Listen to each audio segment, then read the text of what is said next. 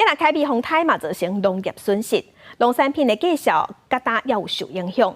贩卖数量减少，所以贩卖大盘价销有去1.6倍。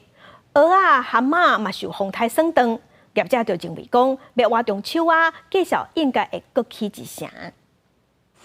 传统市场菜单规排贩卖受开灭风台影响，各地拍卖市场购货量减少。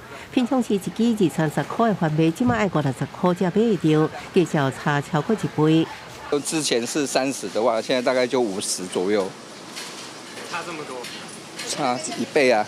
慢慢就要接受，你如果要吃，你就是要接受啊。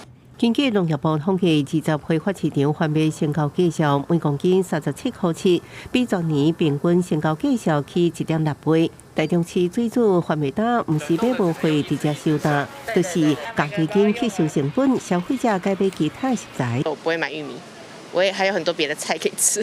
洪灾农村状况也出现在家己，蚵仔产量比以前少2成，有壳的1斤60，无壳的1斤180。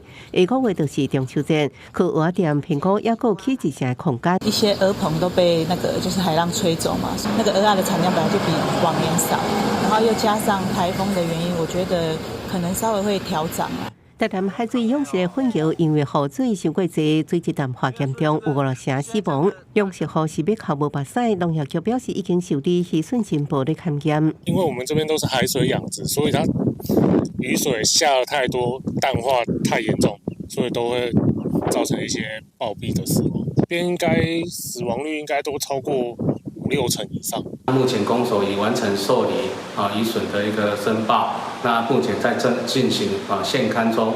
中秋节就要到啊，不少人参加伙啊会自做伙项目，蚵仔、粉球需求量增加。农业部强调，马祖配合拢有市，会尽量调度满足大家需求。记者综合报道。